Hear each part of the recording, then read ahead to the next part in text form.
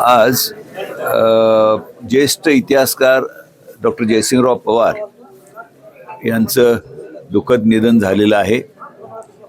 वास्तविक ते 1.5 महिन्यापूर्वी अस्त्राधारला ॲडमिट होते. तर त्यावेळेला त्यांना खरं म्हणजे ते इन्फेक्शन फार काही नव्हतं, खोकला होता फक्त, पण सेकंडरी इन्फेक्शन काहीतरी झालं. मग तिथं आम्ही ट्रीटमेंट दिली आणि त्यानंतर मग त्यांना ज्या वेळेला किडनीचा प्रॉब्लेम सुरू झाला त्यावेळेला किडनीच्या प्रॉब्लेमच्या वेळेला त्यांना आपण किडनीची डायलिसिस करण्यासाठी म्हणून मग कोल्हापूरचे दोन्ही तज्ज्ञ doctors doctor Korane doctor Naik यांनाही तिथं बोलवून घेतलं. मग डॉक्टर केनियन यांनी चौकशी करून मग किडनीच्या ट्रीटमेंटसाठी डायलिसिस करायचं म्हणून डॉक्टर कोराणेंच्या हॉस्पिटलला शिफ्ट केलं. परंतु काल त्यांना रात्री थोडासा म्हणजे ज्या वेळेला डायलिसिस करताना त्यांचं BP खाली जायला लागलं, मग त्यामुळे डायलिसिस थांबवलं आणि रात्री 2-2:30 नंतर त्यांचं निधन झालं. खरं तर आपण एक मोठ्या ज्येष्ठ आणि अभ्यासू अशा इतिहासकाराला गमावलेलं आहे. म्हणजे त्यांनी म्हणजे छत्रपती शिवाजी महाराज, राजर्षी शाहू महाराज यांच्यावर जे लिखाण केलेलं आहे ते लिखाणाचा ठेवा हा भावी पिढीला फार मोठा ठेवा आहे, ज्याच्यामुळं आज या नवीन जे लोक काही PhD करू इच्छितात तर त्यांना जयसिंगरावांच्या या ग्रंथातून बरंचसं काही मिळण्यासारखं आहे.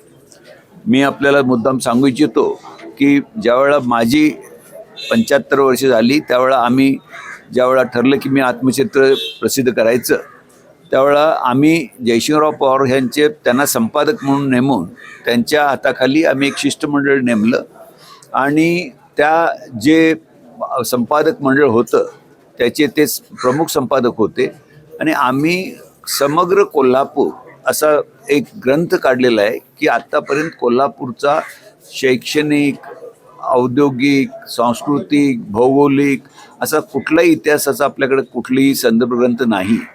तर तेही त्यांनी जयसिंगरावांनी फार मोठं काम केलेलं आहे. त्यामुळं त्यात शिवाजी विद्यापीठातले बरेच तज्ज्ञ मंडळी ज्या त्या विषयाची त्याच्यावर आहेत. आणि परवाच मी ज्यावेळेला त्यांना बघायला हॉस्पिटलमध्ये गेलो होतो त्यावेळेला ते बोललेही, म्हणजे मी त्यांना सांगितलं की जयसिंगरावजी आपलं ग्रंथ तयार झालेला आहे, लवकर प्रकाशित करायचं आहे. तर ते म्हणले नाही, मी सगळं वाचून पूर्ण केलेला आहे आणि आपल्याला प्रकाशित करायचं आहे. पण दुर्दैव असं की तो ग्रंथ अजून प्रकाशित व्हायचा आहे, पण आज जयसिंगरावजी आपल्यात नाहीत.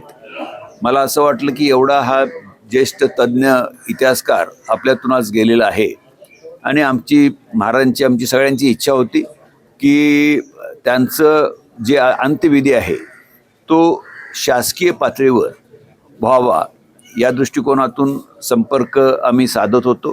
सकाळी मी मुख्यमंत्र्यांना लगेच मेसेज पाठवला, पण ते नागपूरला होते.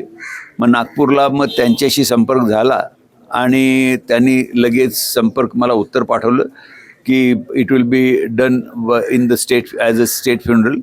तर त्यामुळं आम्हाला तो एक हे आहे की शासनाने त्याची नोंद घेऊन आज शासनाच्या वतीनं आज त्यांना शासकीय आज आपण अंत्यविधी होत आहे. शासनाच्या वतीनं पालकमंत्री हजर राहावेत म्हणून आम्ही तोही प्रयत्न केला, पण पालकमंत्री आज मुंबईत त्यांचं विमान चुकलं आणि ते येऊ शकले नाहीत.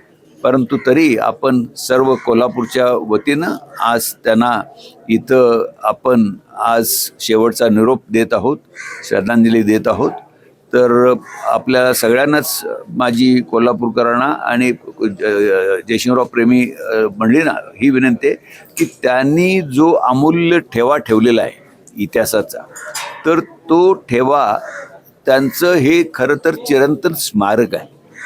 तर आज ते शाहू स्मारक ट्रस्टवर आहेत, तर तिथं देखील त्यांचे ग्रंथ हे शासनानं म्हणजे ते शासकीय ग्रंथ म्हणून म्हणजे अगदी अत्यल्प मूल्य असे सगळ्यांना ते उपलब्ध करून द्यावेत अशी माझी शासनाकडे विनंती आहे.